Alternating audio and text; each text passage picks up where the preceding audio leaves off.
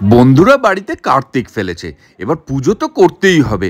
একদিনের মধ্যে এত জোগাড় যন্ত্র পুজো করা, এই তো পুজো নয়, যেন একটা ছোটোখাটো যুদ্ধ হয়ে গেল। সেই যুদ্ধের গল্পই শোনাবো আজকে আপনাদেরকে। আপনাদের এরকম অভিজ্ঞতা আছে নাকি? কেউ আপনাদের বাড়িতে আগে কার্তিক ফেলেছে, বা আপনারা কারুর বাড়িতে কার্তিক ফেলেছেন, এরকম হয়েছে নাকি?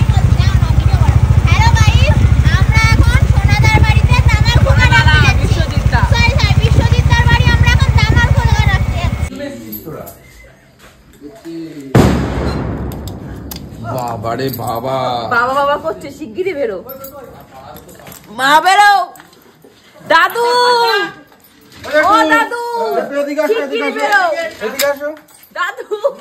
আগে দাদু দেখো, দাদু আগে দাদু দেখো, আগে দাদু মুখ দেখো, ভিডিও ভিডিও। এ দাদু খালি হাতে মুখ দেখবে? ওই যে ঘুম পাচ্ছে সাইডে সাইডে। আর এইসব লোক তুই জানো তো, আরে এটা খোলা তো, একটা খোলা তো।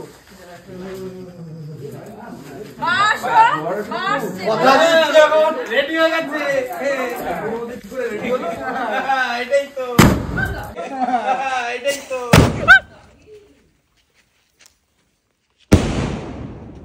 আমি বাড়ি ফিরেছি প্রায় 1টার পরে, আর এরা 2টোর পরে বাড়িতে এসে হাজির।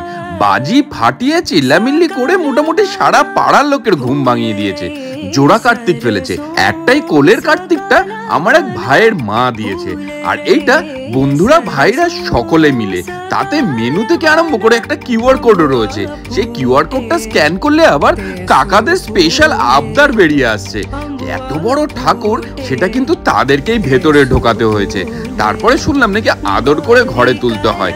আমরা এবং বাবা সকলে মিলে ভালো করে আদর করে তাকে রাতের মতন ঘরে তোলা হলো। আর সারা রাত কিন্তু আমাদের কোনো ঘুম হয়নি। মিটিং সিটিং এই চলে গেছে যে সকাল থেকে কি করতে হবে আর কিভাবে করতে হবে। ভোরের আলো ফুটতে না ফুটতেই বাবা বেরিয়ে পড়েছে বাজার থেকে আরম্ভ করে সমস্ত সাজ সরঞ্জাম জোগাড় যন্ত্র করতে।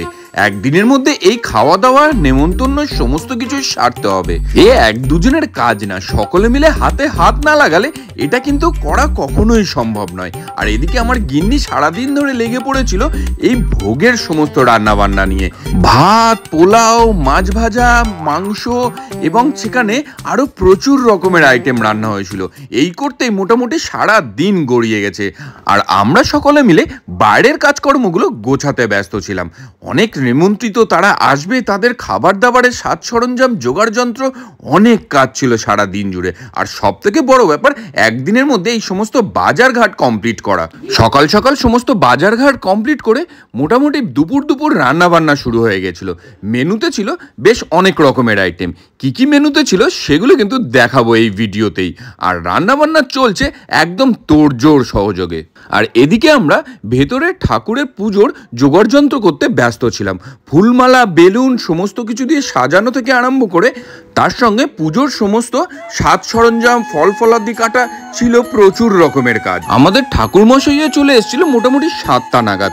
তখনও কাজ বাজ বেশ কিছুটা বাকি ছিল।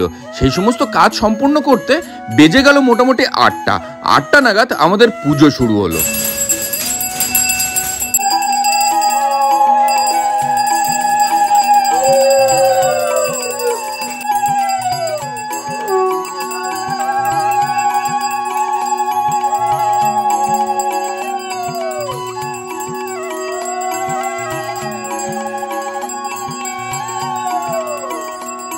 আমরা দুজন কিন্তু সারাদিন নির্জলা উপোস থেকেই পুজো আচ্ছা করেছিলাম।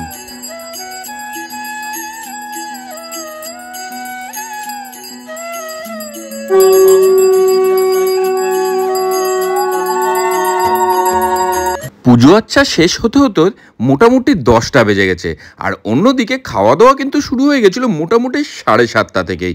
যারা দূরে যাবে বা ট্রেন ধরবে তারা আগে ভাগেই খাওয়া দাওয়া করে নিয়েছে, তার কারণ অনেক দূর ফিরতে হবে তো। আর বাকি পাড়ার লোক, বন্ধুবান্ধব, তাদের খাওয়া দাওয়া শুরু হতে মোটামুটি রাত্রির 9টা বেজে গেছে, তার কারণ রাতের খাওয়া দাওয়া। আর এদিকে সন্ধে সন্ধে বাবাকে সকলে মিলে চেপে ধরেছে বাজির জন্য। চাকরি করেছি। কত টাকা? 3000 হবে না? কিসের জন্য? বাজির জন্য। বাজি 3000 আমরা মানবো না। তোমার ডিমান্ড কত? আমার ডিমান্ড হচ্ছে 10,000 টাকা। লাস্ট পর্যন্ত সেটা 10 আর 3-এর মাঝামাঝি এক জায়গায় এসে থামলো।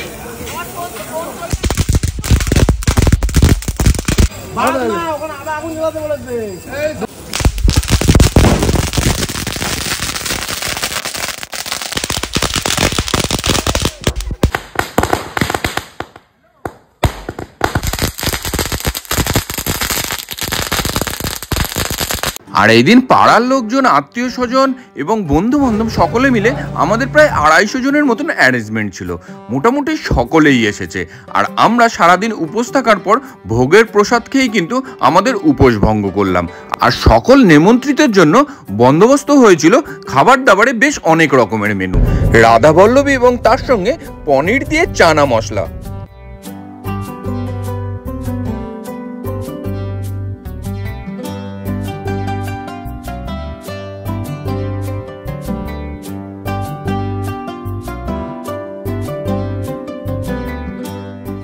আর এই দিন সন্ধে সন্ধে কিন্তু ভালোই শীত পড়েছিল, তার ফলে এই নানটা আর এই চানা মশলা কিন্তু একেবারে জমে গেছে যাকে বলে।